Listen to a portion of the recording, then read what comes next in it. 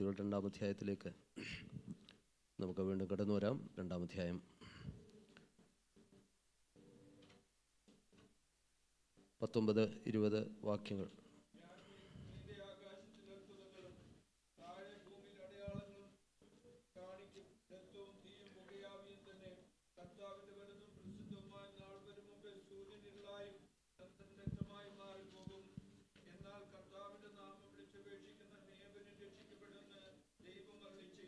മതി. കർത്താവിന് സ്തോത്രം. അനുഗ്രഹീതമായ രാത്രിക്കായി വീണ്ടും ദൈവത്തെ സ്തുതിക്കുന്നു. കഴിഞ്ഞ രാത്രിയിൽ പെന്തക്കോസ്തിൻ്റെ പർപ്പസ് എന്താണ്, ഉദ്ദേശം എന്താണെന്നുള്ളതിനെക്കുറിച്ച് നമുക്ക് ഒരു 10 കാര്യങ്ങൾ വേഗത്തിൽ ചിന്തിപ്പാനായിട്ട് ഇടയായി. ഇന്ന് രാത്രിയിൽ നമ്മൾ പരിശുദ്ധാത്മാവും കർത്താവിൻ്റെ വരവും എന്നുള്ള വിഷയത്തെ സംബന്ധിച്ച് 1-2 കാര്യങ്ങൾ പ്രധാനമായും ചിന്തിക്കുവാനാണ് ആഗ്രഹിക്കുന്നത്. കർത്താവിൻ്റെ വലുതും പ്രസിദ്ധവുമായ നാൾ വരും മുമ്പേ സൂര്യൻ ഇരുളായും ചന്ദ്രൻ രക്തമായും മാറിപ്പോകും. പെന്തക്കോസ്ത് നാളിൽ പത്രോസിൻ്റെ പ്രസംഗത്തിലെ ഒരു ഭാഗമാണ് നമുക്കിവിടെ കാണുവാൻ സാധിക്കുന്നത്. ഈ തിരുവെഴുത്തിനെ ആധാരമാക്കിയാണ് പത്രോസ് ദൈവത്തിൻ്റെ വചനത്തിൽ നിന്ന് പ്രസംഗിക്കുന്നത് നമുക്ക് കാണുവാൻ സാധിക്കും. ആ പ്രസംഗത്തിൽ നാം മനസ്സിലാക്കുന്നൊരു കാര്യം, പെന്തക്കോസ്ത് എന്ന് പറയുമ്പോൾ അത്യധികമായി കർത്താവിൻ്റെ വരവിന് വേണ്ടി നമ്മെ ഒരുക്കുവാനുള്ള ദൈവിക പദ്ധതിയാണ് എന്ന് നമുക്ക് മനസ്സിലാക്കുവാൻ കഴിയും. എന്തിനാണ് ദൈവം തൻ്റെ ശക്തി നമ്മുടെ മേൽ പകർന്നിരിക്കുന്നത്? സവിസ്തരമായി പറഞ്ഞാൽ 3 പ്രധാന കാര്യങ്ങൾ നമുക്ക് വചനത്തിലൂടെ കാണുവാൻ സാധിക്കും. അതിലേറ്റവും പരമപ്രധാനം നമ്മൾ ഈ ഭാഗത്ത് കണ്ടു. കർത്താവിനെ ആരാധിക്കുന്നതിൽ സത്യത്തിലും ആത്മാവിലും സത്യാരാധനയിലേക്ക് നമ്മെ നടത്തുന്നതും സത്യത്തിൽ ദൈവത്തെ ആരാധിക്കുവാനൊക്കെ നമ്മെ സഹായിക്കുന്നത് ദൈവത്തിൻ്റെ പരിശുദ്ധാത്മാവാണ്. ഒന്നുകൂടെ പറഞ്ഞാൽ, ആത്മാവിൽ നിറഞ്ഞുള്ള ആരാധനയുടെ ഫലം, സന്തോഷം അനുഭവിക്കുന്നവരാണ് ഞാനും നിങ്ങളും. ഈ ശ്രേഷ്ഠമേറിയ അനുഭവത്തിലേക്ക് ദൈവം നമ്മെ നടത്തിയതിനായി ദൈവത്തെ സ്തുതിക്കുന്നു. കഴിഞ്ഞ ദിവസം നമ്മൾ ഭാഗം ധ്യാനിച്ചപ്പോൾ ദൈവത്തിൻ്റെ തേജസ് കണ്ട് ആരാധിക്കുക, ദൈവമുഖം കണ്ട് ആരാധിക്കുക എന്നീ അനുഭവങ്ങളൊക്കെ പരിശുദ്ധാത്മാവിൽ നിറഞ്ഞ് ദൈവത്തെ ആരാധിക്കുന്ന ദൈവമക്കൾക്കുള്ള അനുഭവമാണ്. നാമതേ ആരാധനകളിലൊക്കെ കർത്താവ് നമ്മെ വേർതിരിച്ചത് ഈ പരിശുദ്ധാത്മാവിലുള്ള സന്തോഷം അനുഭവിപ്പാൻ വേണ്ടിയാണ്.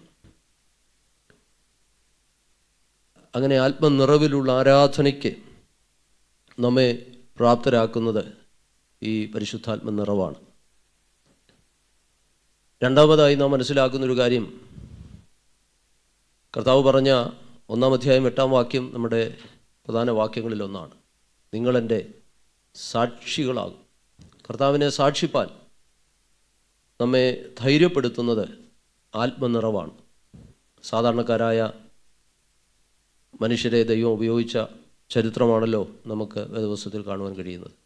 അവരുടെ സ്വന്തം കഴിവോ ശക്തിയോ വിദ്യാഭ്യാസമോ ഒന്നുമല്ല, ദൈവം അവരിൽ പകർന്ന പരിശുദ്ധാത്മാവിൻ്റെ നിറവാണ് അവരെ ശക്തിയോടെ എതിർപ്പുകളുടെയും പ്രതിസന്ധികളുടെയും ഒക്കെ നടുവിൽ കർത്താവിനെ സാക്ഷിപ്പാൻ അവരെ സഹായിച്ചത്.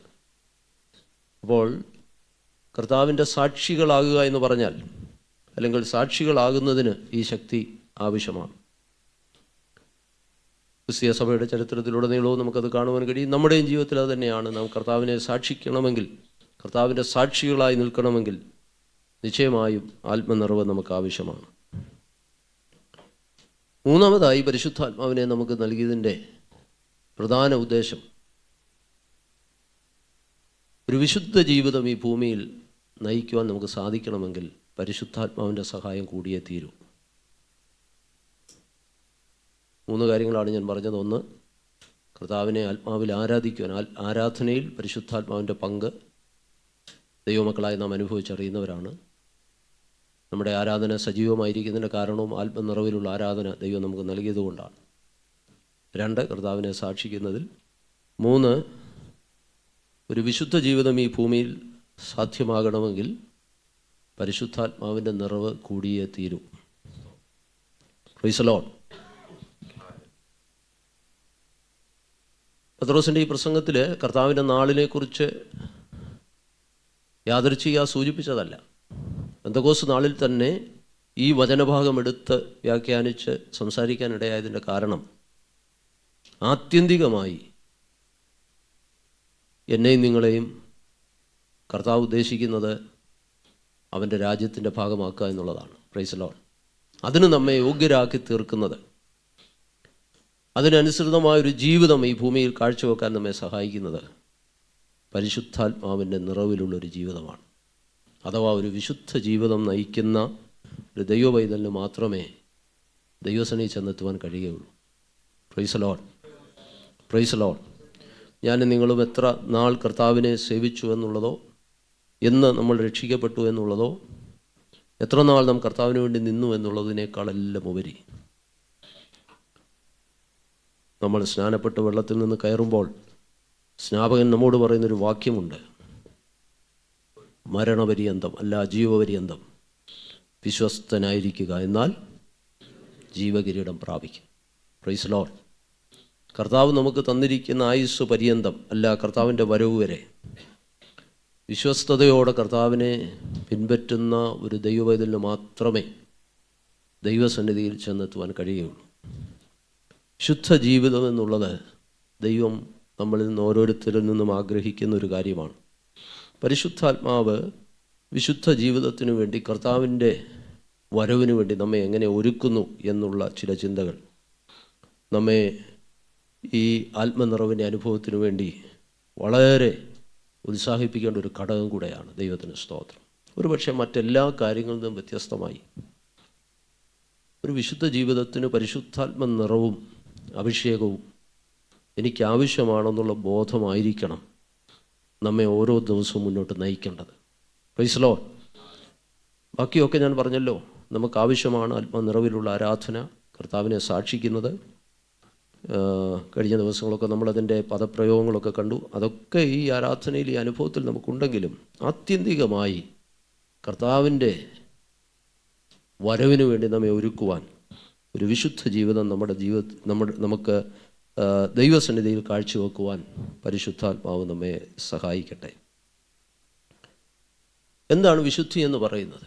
വിശുദ്ധി ഹഗിയോസ് എന്നുള്ള പദമാണ്, സെപ്പറേറ്റഡ് എന്നുള്ള പദമാണ് അതിന് ഉപയോഗിച്ചിരിക്കുന്നത്. ദൈവത്തിനു വേണ്ടി വേർതിരിക്കപ്പെട്ടത്. ഈ ലോകത്തിൽ ദൈവത്തിനു വേണ്ടി വേർതിരിക്കപ്പെട്ട ഒരു ജീവിതം നയിക്കുവാനാണ് എന്നെ നിങ്ങളെ കർത്താവ് വേർതിരിച്ചത്. വേദപുസ്തകം എഴുതുന്ന കാലഘട്ടം, അല്ലെങ്കിൽ പുതിയ നിയമം എഴുതുന്ന കാലഘട്ടത്തിൽ വിശുദ്ധി എന്ന ഒരു വെർച്യു, അല്ലെങ്കിൽ വിശുദ്ധമായൊരു ജീവിതം എന്നൊരു കാഴ്ചപ്പാട് ആ ലോകത്തിനില്ലായിരുന്നു. നമ്മൾ പലപ്പോഴും ഈ കാലഘട്ടത്തെയൊക്കെ വിലയിരുത്തുമ്പോൾ പറയും, പണ്ടൊക്കെ ജീവിച്ചവരൊക്കെ ജീവിച്ചു, ഇന്ന് ഇതൊക്കെ വലിയ പ്രയാസമെന്ന് പറയുന്നവരെ കേട്ടിട്ടുണ്ട്. പക്ഷേ വാസ്തവത്തിൽ ന്യൂ ടെസ്റ്റ്മെൻ്റ് ആണ്, പ്രത്യേകിച്ച് പോളിൻ്റെ ലെറ്റേഴ്സ് നമ്മൾ പഠിക്കുമ്പോൾ അന്നുള്ള ലോകത്തിന് വിശുദ്ധിയെക്കുറിച്ചുള്ളൊരു ദർശനം നൽകിയത് വേദപുസ്തകമാണ്. നിങ്ങൾ കുറേയൊക്കെ ചരിത്രം പഠിക്കുന്നവരാണ് ഞാൻ മനസ്സിലാക്കുന്നു. ഗ്രീക്കോ റോമൻ വേൾഡ്, അല്ലെങ്കിൽ അന്നുണ്ടായിരുന്ന ലോകം ഗ്രീക്കോ റോമൻ വേൾഡാണ്. ആ ഗ്രീക്കോ റോമൻ വേൾഡിൽ വിശുദ്ധി എന്നുള്ള ഒരു വെർച്യു ഇല്ല. ഞാൻ ഉദ്ദേശിക്കുന്ന ആ വിശുദ്ധി എന്ന് പറയുന്നത് ദുർനടപ്പിനെ കുറിച്ചാണ്. സ്ട്രിക്റ്റ് സെൻസിൽ പറഞ്ഞാൽ ദുർനടപ്പ്, മനുഷ്യൻ അശുദ്ധമായി ജീവിക്കുന്ന ഒരു കാലഘട്ടം. നമ്മുടെ ഭാഷയിൽ പറഞ്ഞാൽ അന്ന് അവർക്കതൊരു അശുദ്ധമല്ലായിരുന്നു. കാരണം 2-3 കാരണങ്ങളുണ്ട്. ഒന്ന്, അതൊരു സാധാരണ കാര്യമായിരുന്നു അവരുടെ ഇടയിൽ. മറ്റൊന്ന്, നിയമം മൂലം അത് തടയപ്പെട്ടിട്ടില്ലായിരുന്നു. 3, റിലീജിയൻ, അന്നത്തെ മതങ്ങൾ അതിനെ അക്സെപ്റ്റ് ചെയ്തിരുന്നു. വിശദമായിട്ട് ചരിത്രം പഠിച്ചാൽ അത് മനസ്സിലാക്കാൻ കഴിയും. നമുക്കറിയാം, ഇന്ന് ഒന്നുമില്ല, കുറേ മനുഷ്യരൊക്കെ ചുവമായി നടക്കുന്നതിൻ്റെ ഒരു കാരണം കുറേ നിയമങ്ങളുള്ളതുമാണ്. നമ്മൾ ഈ രാജ്യത്ത് പാർക്കുന്നവരാണ്. നിയമം വളരെ കഠിനമാണ്. ദൈവഭയമില്ലാത്തവർ പോലും നിയമം പാലിച്ച് കുറേയൊക്കെ നന്നായി ജീവിക്കുന്നവരുണ്ട്. നിയമം കഠിനമായതുകൊണ്ട് അനുസരിക്കുന്നവരുണ്ട്. അപ്പോൾ നോക്കിയ ഒരു രാജ്യത്ത് നിയമം അവരെ അതിനായിട്ട്, നമ്മുടെ ഭാഷയിൽ പറഞ്ഞാൽ കയറൂരി വിടുന്നെങ്കിൽ എന്ത് സൗകര്യമാണ്. പോരാഞ്ഞിട്ട് മതം അതിനെ സാങ്ഷൻ ചെയ്യുന്നു. ഇനി നിയമം പറഞ്ഞാൽ തന്നെ ഒരു ദൈവം എന്നുള്ള ചിന്തയുള്ള മനുഷ്യൻ ചിലപ്പം ഉള്ളിൽ ഭയം കൊണ്ട് വേണേൽ എന്ത് ചെയ്യും, മാറിയിരിക്കും. പക്ഷേ അന്നത്തെ റിലീജിയൻ അതിനെ അംഗീകരിച്ചിരുന്നു. നോക്കുക, അങ്ങനെയുള്ള ഒരു കാലഘട്ടത്തിലാണ് ധാർമ്മിക ജീവിതം ദൈവത്തിന് വിശുദ്ധമായിരിക്കണമെന്നുള്ള ആശയം പൗലോസ് കൊടുക്കുന്നത്. അവിടെയാണ് അതിൻ്റെ ചലഞ്ചെന്ന് പറയുന്നത്. നമ്മളിന്ന് ജീവിക്കുന്ന കാലഘട്ടത്തിൽ ഏത് രാജ്യത്തും അതിൻ്റേതായ നിയമങ്ങളുണ്ട്. ഒരുപക്ഷെ നമ്മൾ പറയും ഒത്തിരി ലൂസ് ലൈഫ് നയിക്കുന്ന രാജ്യങ്ങളുണ്ട്, അല്ലെങ്കിൽ നിയമങ്ങൾ ഒത്തിരി ആ നിലയിൽ സ്ട്രിക്റ്റ് അല്ലാത്ത രാജ്യങ്ങളുണ്ട്. സ്റ്റിൽ എന്നാൽ പോലും നമുക്കറിയാം ശക്തമായ നിയമങ്ങൾ, മനുഷ്യൻ്റെ സ്വാതന്ത്ര്യത്തെ നിയന്ത്രിക്കുന്ന ഒത്തിരി നിയമങ്ങൾ എല്ലാ രാജ്യത്തുമുണ്ട്. ഇനി മതങ്ങളെടുത്ത് നോക്കിയാലും പിന്നീട് വന്ന മതങ്ങളുടെ എല്ലാ സംഹിതകളിലും ഒരു പരിധിവരെയൊക്കെ ധാർമ്മിക ജീവിതം നിയന്ത്രിക്കാനുള്ള നടപടികളുണ്ട്. എന്നാൽ ഇതൊന്നുമില്ലാത്തൊരു കാലഘട്ടത്തിൽ, നിങ്ങൾക്കതിൻ്റെ ആ ഭീകരത മനസ്സിലാകുന്നുണ്ടോ? ഇതൊന്നുമില്ലാത്തൊരു കാലഘട്ടത്തിൽ മനുഷ്യൻ ദൈവത്തിൻ്റെ സൃഷ്ടിയാണെന്നും അവൻ ദൈവസന്നി വിശുദ്ധനായിരിക്കണമെന്നുള്ള ചിന്ത ഒരു സമൂഹത്തിന് നൽകുന്നത് നമ്മുടെ കയ്യിരിക്കുന്ന വേദപുസ്തകമാണ്. Praise the Lord. ഒരു സ്തോത്രം പറഞ്ഞാട്ട് ദൈവമക്കൾ. അപ്പം അത്ര ചലഞ്ചിലാണ് വിശുദ്ധ ജീവിതത്തെക്കുറിച്ചുള്ള പഠിപ്പിക്കൽ വേദപുസ്തകത്തിൽ വന്നത്. അപ്പോൾ നമ്മൾ ഈ കാലഘട്ടത്തെയൊക്കെ നോക്കിക്കൊണ്ട് കർത്താവേ ഇതൊരു വല്ലാത്ത കാലഘട്ടമാണല്ലോ എന്ന് നമ്മൾ ചിന്തിക്കുമ്പോൾ ഒരു പക്ഷേ ആ ചലഞ്ചിൻ്റെ അത്ര ഇന്നില്ല എന്ന് വേണം പറയാൻ. അതിൻ്റെ കാരണം ഞാൻ പറഞ്ഞു, മതം അതിനെ സാങ്ഷൻ ചെയ്യുന്നു, നിയമം മൂലം അത് നിഷിദ്ധമല്ലായിരുന്നു, ഒരു സാധാരണ സംഭവമായി ലോകം അതിനെ കണ്ടിരുന്നു.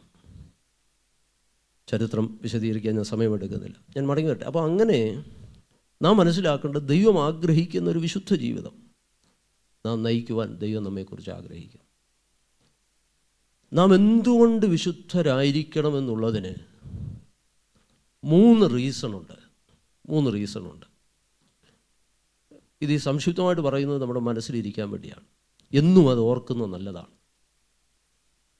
Y we need to be holy. നാം എന്തുകൊണ്ട് ദൈവത്തിന് വിശുദ്ധരായിരിക്കണം?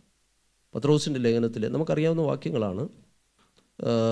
ഒന്ന് രണ്ട് ഭാഗങ്ങൾ വായിച്ചിട്ട് നമുക്ക് ഈ ഭാഗത്തേക്ക് മടങ്ങി വരാം. നാം എന്തുകൊണ്ട് വിശുദ്ധരായിരിക്കണം? 1-ാം അധ്യായം അതിൻ്റെ 17, 18, 19 വാക്യം ഒരാൾ വായിച്ചാട്ടെ.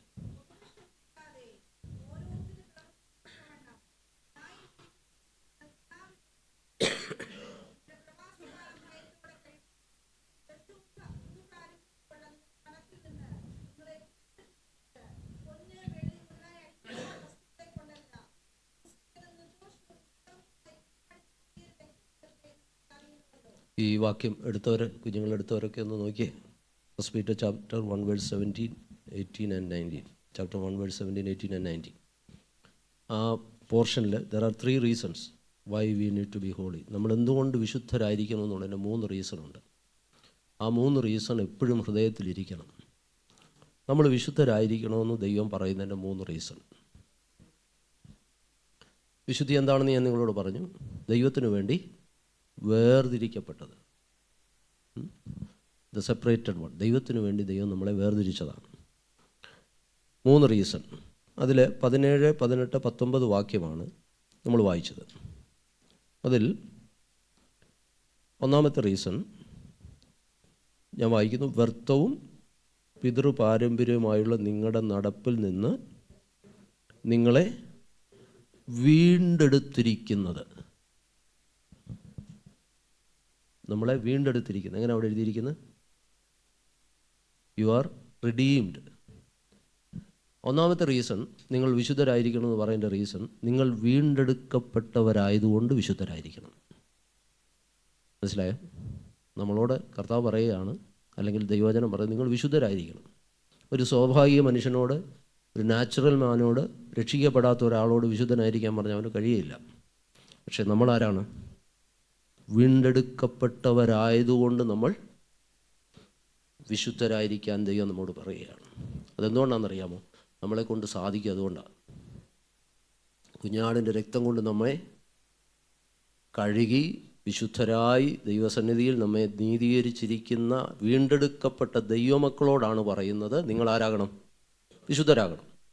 പിശാച് നമ്മളോട് ഇങ്ങനെ മന്ത്രിച്ചുകൊണ്ടിരിക്കുക, എനിക്ക് വിശുദ്ധനാകാനൊക്കത്തില്ല. അന്നേരം എന്ത് ചെയ്യണം? ഈ വചനം ഓർക്കണം. ഞാനൊരു വീണ്ടെടുക്കപ്പെട്ട ദൈവവൈതലായതുകൊണ്ട് എനിക്ക് വിശുദ്ധനായിരിക്കാൻ കഴിയും. Praise the Lord.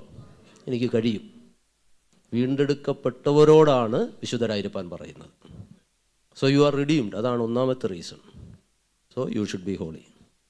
രണ്ടാമത്തെ റീസൺ എന്ന് പറയുന്നത്, ആ വീണ്ടെടുപ്പിനു വേണ്ടി വില കൊടുത്ത ഒരാളുണ്ട്. നോക്കിയേ, ക്രിസ്തു എന്ന നിർദോഷവും നിഷ്കളങ്കവുമായ കുഞ്ഞാടിൻ്റെ വിലയേറിയ രക്തം കൊണ്ടത്രേ എന്ന് നിങ്ങൾ അറിയുന്നുവല്ലോ. Praise lord. ആ വീണ്ടെടുപ്പിന് വേണ്ടി വില കൊടുത്ത ഒരാളുണ്ട്. അതാരാണ്? നമ്മുടെ പേരൻസ് അല്ല, സഭയല്ല, പിന്നെ എനിക്ക് നിങ്ങൾക്കും പകരമായി കാൽവറിയിൽ അവസാന തുള്ളി രക്തം വരെയും നമുക്കായി ഊറ്റി തന്ന നമ്മുടെ കർത്താവ്. വില കൊടുത്ത ഒരാളുണ്ട്. നമുക്കറിയാം, നമുക്ക് വേണ്ടി വില കൊടുത്തൊരു കാര്യം നമുക്ക് വേണ്ടി നേടിത്തന്നാൽ ആ ആളോടുള്ള നമ്മുടെ വിധേയത്വം ഒന്നാലോചിച്ച് നോക്കിയേ. അതാണ് വിശുദ്ധിക്കുള്ള രണ്ടാമത്തെ റീസൺ. എൻ്റെ കർത്താവിൻ്റെ മുമ്പാകെ ഞാൻ വിശുദ്ധയായിരിക്കണം എന്നുള്ളതിൻ്റെ റീസൺ എന്താണെന്നറിയാമോ? അവൻ അതിന് വില കൊടുത്തതാണ്. വേറെ ആരും ഈ ലോകത്തിൽ അതിന് പകരമായി വില കൊടുക്കുവാനില്ല. എനിക്കും നിങ്ങൾക്കും വേണ്ടി വില കൊടുത്തത് കർത്താവാണ്. സ്തോത്രം. അതുകൊണ്ട് നാം ദൈവസന്നിധി വിശുദ്ധരായിരിക്കും. അപ്പോൾ രണ്ട് റീസൺ ഞാൻ പറഞ്ഞു. മൂന്നാമതൊരു റീസണുണ്ട്. അത് നാം എല്ലാം സൂക്ഷിക്കേണ്ട ഒരു കാര്യം 17-ാം വാക്യമാണ്.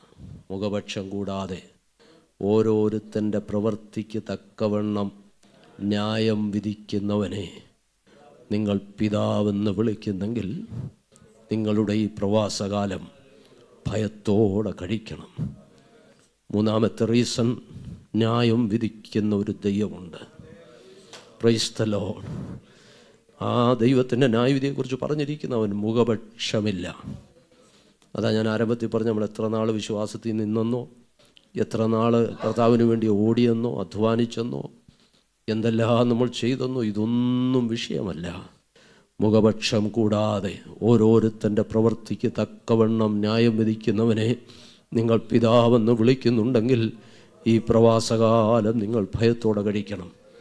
മൂന്നാമത്തെ റീസൺ, ന്യായം വിധിക്കുന്നൊരു ദൈവമുണ്ട്.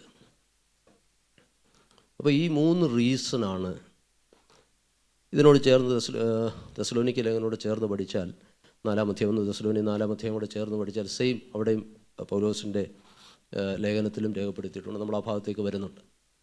അപ്പോൾ ഈ 3 റീസൺ എപ്പോഴും ഓർത്തോണം. ഒന്നുകൂടെ പറഞ്ഞേ നിങ്ങൾ. ഫസ്റ്റ് റീസൺ ഈസ്, ഞാനൊരു വീണ്ടെടുക്കപ്പെട്ട ദൈവമായതായതുകൊണ്ടാണ് ദൈവം എന്നോട് എപ്പോഴും വിശുദ്ധനായിരിക്കാൻ പറയുന്നത്. ഞാൻ വിശുദ്ധനായതുകൊണ്ട്, എനിക്ക് വീണ്ടെടുക്കപ്പെട്ടവനായതുകൊണ്ട് എനിക്ക് വിശുദ്ധനായിരിക്കാൻ കഴിയും. സെക്കൻഡ് റീസൺ, അതിനുവേണ്ടി വില കൊടുത്തത് എൻ്റെ കർത്താവാണ്. വില കൊടുത്ത ഒരാളുണ്ട്. ചുമ്മാതെ പറയുകയല്ല, അവൻ വില കൊടുത്തിട്ടാണ് പറയുന്നത് നീ വിശുദ്ധനായിരിക്കണം. 3, ന്യായം വിധിക്കുന്ന ഒരു കർത്താവുണ്ട്. ഞാൻ പലപ്പോഴും ഓർക്കാറുണ്ട്, നമ്മുടെ വിശുദ്ധ ജീവിതത്തിന് പലപ്പോഴും തടസ്സമായി കാണുന്ന ഒന്ന്, നാം മറ്റുള്ളവരെ നോക്കുന്നതാണ്. നമ്മുടെയൊക്കെ ജീവിതത്തിൽ അങ്ങനെ ഉണ്ടാകാം. നമ്മുടെ സമൂഹത്തെ നോക്കും, മറ്റുള്ളവരെ നോക്കും. പക്ഷേ എപ്പോഴും നമ്മൾ മനസ്സിലാക്കേണ്ടത്, ദൈവവചനത്തിൽ അങ്ങനെ ഒരു റീസൺ ഇല്ല. Praise lord. മറ്റുള്ളവരെ നോക്കി നമ്മുടെ വിശുദ്ധ ജീവിതത്തെ വിലയിരുത്താൻ പിശാച് നമ്മെ പ്രേരിപ്പിക്കും. എന്നിട്ട് അവരങ്ങനെ ചെയ്യുന്നില്ലേ, ഇവരൊക്കെ ഇങ്ങനെ ചെയ്യുന്നില്ലേ? ആ റീസൺ ഒന്നും ബൈബിളിലില്ല. മനസ്സിലായി നിങ്ങൾക്ക് ഞാൻ പറഞ്ഞത്? അതുകൊണ്ടാണ് ഞാൻ പറഞ്ഞത്, ഈ റീസൺ മനസ്സിലിരുന്നോണം. മറ്റുള്ളവരെന്ത് ചെയ്യുന്നു എന്നുള്ളതല്ല. കർത്താവെ, 3 റീസൺ ഞാൻ വിശുദ്ധനായിരിക്കാൻ വചനം എന്നെ പഠിപ്പിക്കുന്നു. അത് ഒന്ന്, ഞാൻ വീണ്ടെടുക്കപ്പെട്ടൊരു ദൈവവേദലാണ്. അതിന് വില കൊടുത്തത് ആരുമല്ല, എൻ്റെ കർത്താവാണ്. അവൻ ന്യായം വിധിക്കുന്ന ദൈവമാണ്. Price the Lord. Price the Lord. അപ്പോൾ ഇത് നമ്മുടെ ഹൃദയത്തിൽ നിന്ന് മാറാതെ ഒരു വിശുദ്ധ ജീവിതത്തിനായുള്ള വലിയ ബോധ്യം നമ്മളിലുണ്ടായി. കൊരിന്ത്യ ലേഖനത്തിലേക്ക് വന്നാട്ടെ.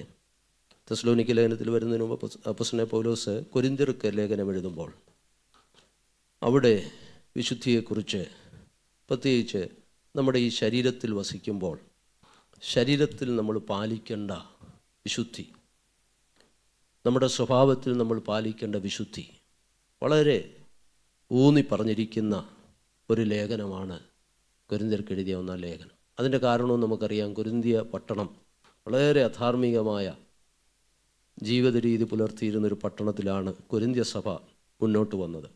അതുകൊണ്ട് തന്നെ ആ പട്ടണത്തിൻ്റെ പല മാലിന്യങ്ങളും സഭയ്ക്കുള്ളിലും പ്രവേശിക്കുന്ന അനുഭവങ്ങളുണ്ടായി.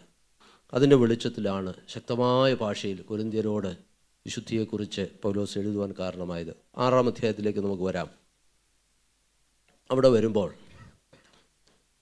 അതിൻ്റെ 9 മുതലുള്ള വാക്യങ്ങളൊന്ന് ശ്രദ്ധയോടെ വായിച്ചാട്ടെ. അന്യായം ചെയ്യുന്നവർ ദൈവരാജ്യം അവകാശമാക്കുകയില്ല എന്ന് അറിയുന്നില്ലയോ? നിങ്ങളെ തന്നെ വഞ്ചിക്കാതിരിപ്പീൻ. ശ്രദ്ധിക്കണേ, അവിടെ പറയുന്നത് ദുർനടപ്പുകാർ. വായിച്ചു.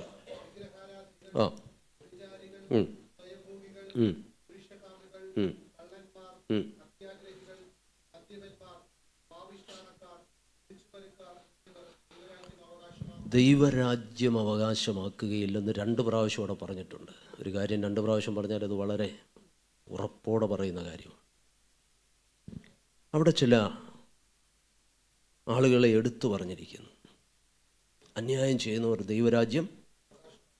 അപ്പം പാപം ചെയ്യുന്ന മനുഷ്യനെ സംബന്ധിച്ച് ബൈബിൾ പറയുന്നത്, ഇത് കൊരിന്ത്യർക്ക് എഴുതുന്നത് നമുക്കറിയാം, ദൈവസഭയ്ക്ക് എഴുതുന്ന ലേഖനം. 1-ാം അധ്യായം 7-ാം വാക്യം വായിക്കുമ്പോൾ അവർ ഒരു കൃപാവരത്തിനും കുറവില്ലാത്തവരായി കർത്താവായ യേശുക്രിസ്തുവിൻ്റെ പ്രത്യക്ഷത കാത്തിരിക്കുന്നു എന്നാണ് എഴുതിയിരിക്കുന്നത് 1-7. അപ്പോൾ അങ്ങനെ കർത്താവിൻ്റെ പ്രത്യക്ഷത കാത്തിരിക്കുന്ന ജനമാണ്, കൃപാവരങ്ങൾ ജ്വലിക്കുന്ന സഭയാണ്.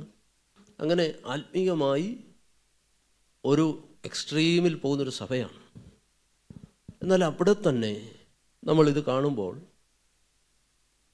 ഞാൻ പറഞ്ഞല്ലോ, കൊരിന്ത് പട്ടണം വളരെ പാപത്തിൽ മുഴുകി ജീവിക്കുന്ന ഒരു പട്ടണമായിരുന്നു. അപ്പം അതിൻ്റെ സ്വാധീനം നിശ്ചയമായിട്ടും മനുഷ്യരിലുണ്ടാവും. ഒരു പട്ടണത്തിൻ്റെ, ഒരു ദേശത്തിൻ്റെ ഒക്കെ സ്വാധീനമുണ്ട്.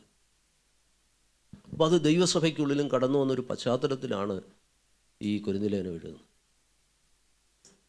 അപ്പോൾ അങ്ങനെയുള്ള അനുഭവങ്ങളെ എങ്ങനെ ദൈവമക്കൾ മനസ്സിലാക്കണം, എങ്ങനെ അതിനെ ജയിക്കണം, അതിൻ്റെ ഗൗരവം എങ്ങനെ നിങ്ങൾ മനസ്സിലാക്കണം. അതിൽ പ്രധാനമായും അവിടെ പറഞ്ഞിരിക്കുന്ന പാപ സ്വഭാവം എന്ന് പറയുന്നത് ദുർനടപ്പാണ്. നോക്കിയേ, നിങ്ങളെ തന്നെ വഞ്ചിക്കാതിരിപ്പീനെന്ന് പറഞ്ഞാൽ എൻ്റെ അർത്ഥം എന്താ? പിശാച് വഞ്ചിക്കും, ഇത് സാരമില്ല, മുമ്പേ ഞാൻ പറഞ്ഞതുപോലെ എല്ലാവരും ചെയ്യുന്നതല്ലേ, ഈ പട്ടണത്തിൽ ഇങ്ങനെയല്ലേ, നമുക്ക് ജീവിക്കാനൊക്കുമോ എന്നൊക്കെ ചോദിച്ച് നിങ്ങളെ തന്നെ വഞ്ചിക്കുവാൻ പിശാച് കടന്നു വരും. എന്നാൽ നിങ്ങളെ തന്നെ വഞ്ചിക്കാതിരിപ്പീൻ. 1-ാമത്തെ കൂട്ടരാരാണ്? ദുർനടപ്പ്. പോർണിയ എന്നുള്ള പദമാണ് അതിന് ഉപയോഗിച്ചിരിക്കുന്നത്. അത് നമ്മുടെ ഈ ശരീരത്തിൽ നമ്മൾ ചെയ്യുന്ന പാപപ്രവൃത്തികളാണ്, ദുർനടപ്പാണ്. ഒന്നുകൂടെ സ്പെസിഫിക്കായിട്ട് പറഞ്ഞാൽ അധാർമികമായ ജീവിത വൃത്തിയിൽ ഏർപ്പെടുന്നവരെ കുറിച്ചാണ്. നമ്മുടെ നൂതനമായ ഭാഷയിൽ പറഞ്ഞാൽ എക്സ്ട്രാ മരിറ്റലെന്നോ അങ്ങനെയൊക്കെയുള്ള അധാർമികമായ ജീവിതം നയിക്കുന്നവർ. അത് ഏത് രീതിയിലുമുള്ള അധാർമികമായ ജീവിത പ്രവൃത്തികളെ എല്ലാം കൂടെ ചേർത്ത് പറഞ്ഞിരിക്കുന്നൊരു പദമാണ് ഏത്? ദുർനടപ്പ്. പോർണിയ എന്നുള്ള ഗ്രീക്ക് വേർഡാണ്. എല്ലാ രീതിയിലുമുള്ള, അത് ശാരീരികമാകാം, മാനസികമാകാം, നമ്മുടെ ചിന്താമണ്ഡലത്തിലാകാം, എല്ലാ രീതിയിലുമുള്ള ദുർനടപ്പിനെ, അസന്മാർഗികമായ ജീവിതത്തെയും സ്വാധീനത്തെയും എല്ലാം കാണിക്കുവാൻ ഉപയോഗിച്ചിരിക്കുന്ന ഒരു പദമാണ് ഇത്, ദുർനടപ്പെന്നുള്ള പദം. അത് പൗലോസിൻ്റെ ലേഖനത്തിൽ പലയിടങ്ങളിലുമുണ്ട്, ഗലാത്യ ലേഖനത്തിലും നമ്മളത് കാണുന്നുണ്ട്. അപ്പം ഇതിൽ നിന്ന് ദൈവമക്കൾ ഇതിനെ ചെറിയൊരു കാര്യമായി കാണരുത്. ദുർനടപ്പ് തുടർന്നുള്ള പാപങ്ങളെല്ലാം അതിനോട് ചേർന്ന് വരുന്നതാണ്. മനുഷ്യൻ്റെ ഈ ശരീരം എന്ന് പറയുന്നത് ആത്മാവിൽ നിന്ന് വേർപെട്ടല്ല ഇരിക്കുന്നത്. ആത്മാവിൻ്റെ ഭാഗമായി തന്നെയാണ് ഈ ശരീരം നമുക്ക് കർത്താവ് ഈ ഭൂമിയിൽ തന്നിരിക്കുന്നത്. നമ്മുടെ ആളത്വത്തിൻ്റെ ഭാഗമാണ് നമ്മുടെ ശരീരം. Praise lord. എന്നാൽ ഈ കൊരിന്ത് പട്ടണത്തിൽ നമ്മൾ മനസ്സിലാക്കണം, ദുർനടപ്പ്, നിങ്ങൾക്ക് ആ വാക്ക് മനസ്സിലായെന്ന് വിചാരിക്കും, ഞാനത് ദീർഘിപ്പിക്കുന്നില്ല. അപ്പോൾ ഏത് നിലയിലുള്ളതായ ധാർമ്മികമായ പ്രവർത്തികൾ, അത് പ്രവൃത്തി മാത്രമല്ല, ദുർനടപ്പ്, അശുദ്ധി, അതിരാഗം എന്നീ 3 പദങ്ങൾ പൗലോസ് ഗലാത്യ ലേഖനത്തിൽ ഉപയോഗിച്ചിട്ടുണ്ട്. ആ 3 പദങ്ങളുടെയും ഗ്രീക്ക് പദത്തിൻ്റെ അർത്ഥം ഒരാക്റ്റിനെ മാത്രം ഉദ്ദേശിച്ചല്ല, മറിച്ച് നമ്മുടെ ചിന്താമണ്ഡലം അതിനകത്തുണ്ട്, നമ്മുടെ മനസ്സിൻ്റെ നില അതിനകത്തുണ്ട്. ഇതെല്ലാം കൂടെ ചേരുന്നതാണ് ആ 3 പദം കൊണ്ട് അർത്ഥമാക്കുന്നത്. എപ്പോഴും തെറ്റായി ചിന്തിക്കുക, വേണ്ടാത്ത കാര്യങ്ങൾ ചിന്തിക്കുക, ഇതെല്ലാം അതിനകത്ത് വരും. ആ വാക്കിൻ്റെ അർത്ഥം അതാണ്. അപ്പോൾ ഇങ്ങനെയുള്ള നമ്മെ അശുദ്ധമാക്കുന്ന, മനസ്സിനെ മലീനസമാക്കുന്ന ചിന്തകൾ, പ്രവൃത്തികൾ എല്ലാം ഈ ദുർനടപ്പെന്നുള്ള വാക്കിനകത്ത് നമുക്ക് ഉൾക്കൊള്ളിക്കുവാനായിട്ട് സാധിക്കും. അവരെക്കുറിച്ച് പറഞ്ഞിരിക്കുന്നത് ദൈവരാജ്യം അവകാശമാക്കുക. ഞാൻ പറഞ്ഞല്ലോ, 1-ാം അധ്യായം തൊട്ട് അവരുടെ ആത്മീയ അനുഭവങ്ങളെക്കുറിച്ചെല്ലാം പറഞ്ഞിട്ട് ഈ 6-ാം അധ്യായത്തിൽ വരുമ്പോൾ പൗലോസ് പറയുകയാണ്, നിങ്ങൾ 1:7 വായിച്ച ഞാനത് പറഞ്ഞത്, നിങ്ങൾ 1:7 വായിച്ച ആ സഭയുടെ ഒരു ജനറൽ, ഇങ്ങനെ നിങ്ങൾ ഒരു കൃപാവരത്തിലും കുറവില്ലാത്തവരായി യേശുക്രിസ്തുവിൻ്റെ പ്രത്യക്ഷത കാത്തിരിക്കുന്നൊരു കൂട്ടരാണ്. അവരോട് പറയുകയാണ്, നിങ്ങൾ ദൈവരാജ്യം അവകാശമാക്കത്തില്ല. മനസ്സിലാവുന്നുണ്ടോ? അതിൻ്റെ ഗൗരവം നിങ്ങൾ മനസ്സിലാക്കുന്നു. ദൈവമക്കളെ, ഇന്ന് രാത്രിയിൽ ഈ വചനമാണ് നമ്മുടെ കയ്യിലിരിക്കുന്നത്. ഞാനും നിങ്ങളും ഭയപ്പെട്ട് ജീവിക്കേണ്ട ഒരു കാലഘട്ടം തന്നെയാണ്.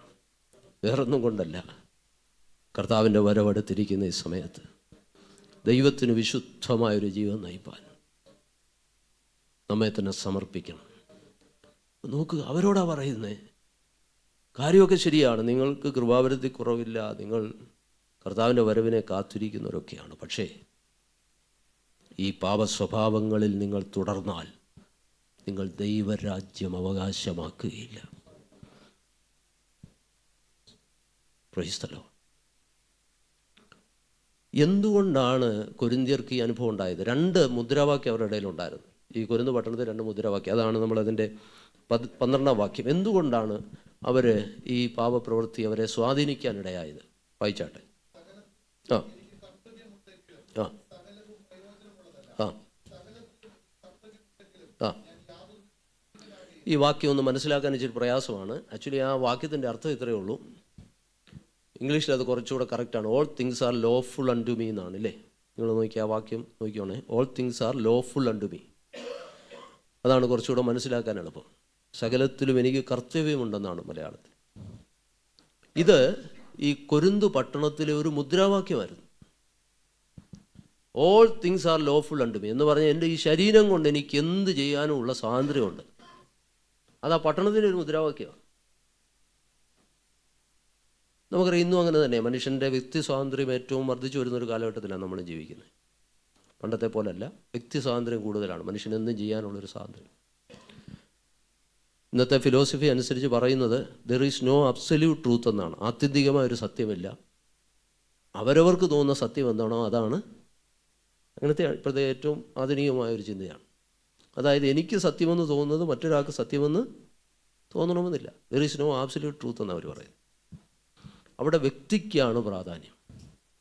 അപ്പോൾ ഇത് ഇന്നൊന്നും തുടങ്ങിയതല്ല. കൊരിന്ത്യ പട്ടണത്തിലും ഈ മുദ്രാവാക്യം ഉണ്ടായിരുന്നു. All things are lawful unto me എന്ന് പറഞ്ഞാൽ എന്താ? എനിക്ക് എന്ത് വേണേലും ചെയ്യാം, എന്നെ ആരും ഒന്നും ചോദ്യം ചെയ്യാൻ പാടില്ല. ഒന്നുകൂടെ സ്പെസിഫിക്കായിട്ട് പറഞ്ഞാൽ എൻ്റെ ഈ ശരീരം കൊണ്ട് എനിക്ക് എന്ത് ചെയ്യാനുമുള്ള സ്വാതന്ത്ര്യമുണ്ട്. അപ്പം അന്നും അതേ മുദ്രാവാക്യമാണ്, ഇന്നും അത് തന്നെയാണ്. ഇന്നും നമുക്കാരെയും നിയന്ത്രിക്കാൻ പറ്റുന്നേ.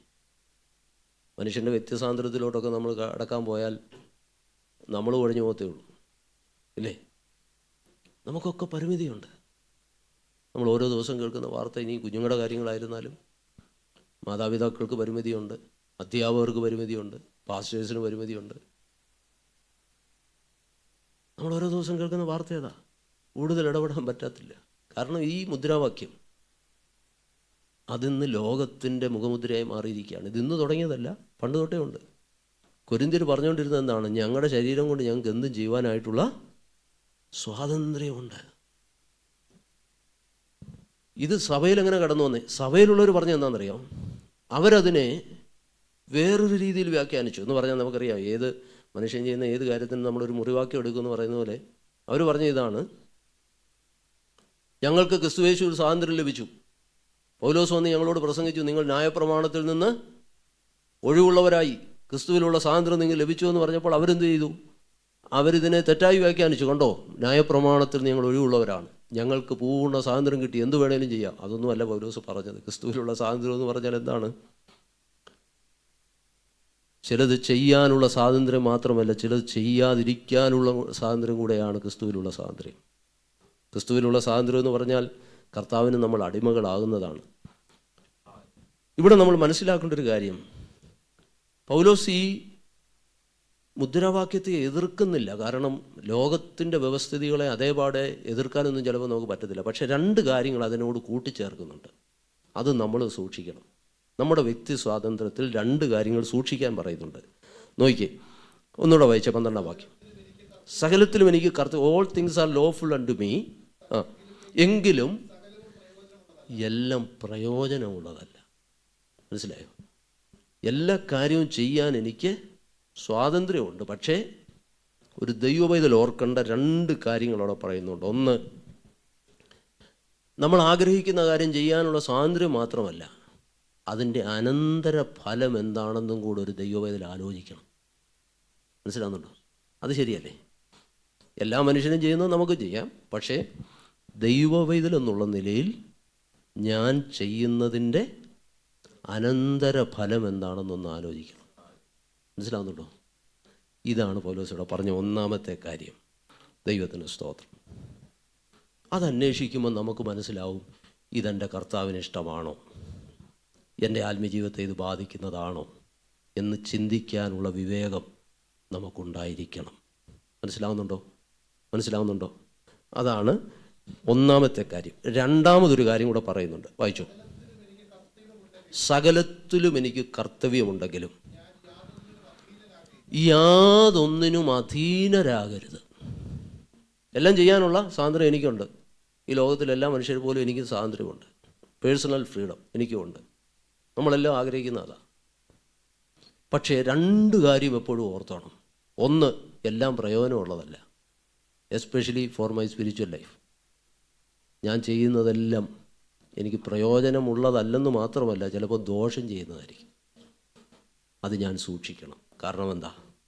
ഞാൻ വിശുദ്ധനായിരിക്കണമെന്ന് പറഞ്ഞത് എൻ്റെ കർത്താവാണ്. രണ്ട്, യാതൊന്നിനും ഞാൻ അധീനനാകുകയില്ല. എല്ലാം ചെയ്യാമെന്ന് പറഞ്ഞ് ഞാൻ ചെയ്തു കഴിഞ്ഞാൽ എന്ത് സംഭവിക്കും? നാം ചെയ്യുന്ന പ്രവൃത്തി നമ്മെ ആ പ്രവർത്തനത്തിൻ്റെ അടിമകളാക്കുന്നെങ്കിൽ വാസ്തവത്തിൽ നമ്മുടെ സ്വാതന്ത്ര്യം നഷ്ടമാകുകയാണ് ചെയ്യുന്നത്. ബൈബിൾ പറയുന്നു, നീ ഏതിനോട് തോൽക്കുന്നു അതിന് അടിമയാണ്.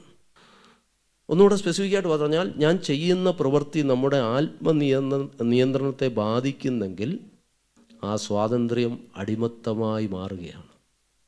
നമുക്ക് ദൈവം തന്നിരിക്കുന്ന ഒരു ആത്മനിയന്ത്രണമുണ്ട്. ആത്മനിയന്ത്രണം എന്ന് പറഞ്ഞാൽ തന്നെ അതിൻ്റെ അർത്ഥം ആത്മാവിലുള്ള നിയന്ത്രണമെന്നാണ്. സ്വയമായി നമ്മൾ ഉണ്ടാക്കിയെടുക്കുന്ന കഴിവല്ല, അതിലപ്പുറത്തായി പരിശുദ്ധാത്മാവ് നമുക്ക് നൽകുന്ന ഒരു ആത്മനിയന്ത്രണമുണ്ട്. ആ ആത്മനിയന്ത്രണത്തെ നഷ്ടപ്പെടുത്തുന്നതാണ് ഞാൻ ചെയ്യുന്ന പ്രവൃത്തിയെങ്കിൽ അതെന്നെ ആത്മീയമായ അടിമത്തത്തിലേക്ക് നയിക്കും. Praise the Lord. മനസ്സിലാവുന്നുണ്ടോ? ഇച്ചിരി ഒന്ന് മനസ്സിരുത്തി ഒന്ന് ചിന്തിച്ചാൽ മതി. അപ്പം all things are lawful unto me, എനിക്കെന്തും ചെയ്യാനുള്ള സ്വാതന്ത്ര്യമുണ്ട്. എൻ്റെ ഈ ശരീരത്തിൽ ചെയ്യുന്നതൊന്നും എൻ്റെ ആത്മാവിനെ ബാധിക്കുന്നില്ല എന്നാണ് കൊരിന്ത്യർ വിശ്വസിച്ചത്. അവിടെയാണ് പൗലോസ് പറയുകയാണ്, രണ്ട് കാര്യം ഓർത്തോണം. ഒന്ന്, ചെയ്യുന്ന കാര്യങ്ങൾ അതിൻ്റെ അനന്തര ഫലം കൂടെ നിങ്ങളൊന്ന് ചിന്തിച്ചിട്ടേ ചെയ്യാവൂ.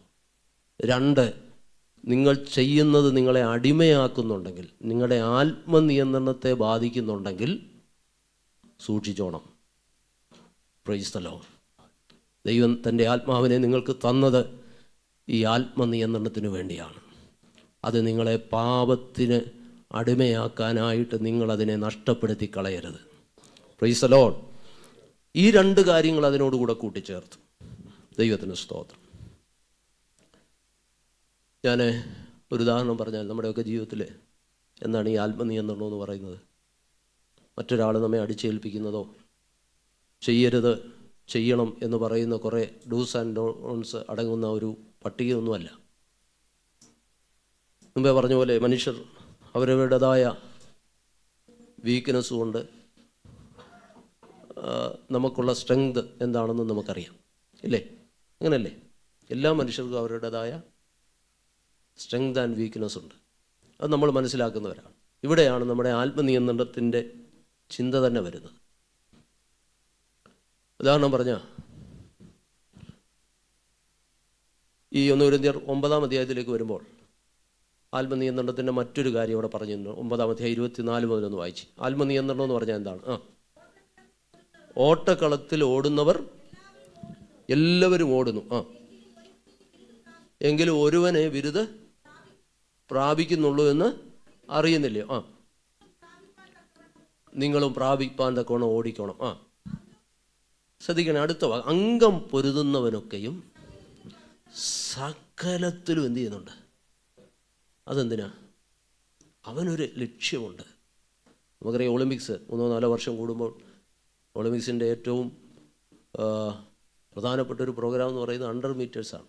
100 മീറ്റേഴ്സ് ഓടാൻ വേണ്ടി 10 സെക്കൻഡിൽ താഴെ ഓടാൻ വേണ്ടി എത്ര നാളതിനു വേണ്ടി അധ്വാനിച്ചാണ് അല്ലേ?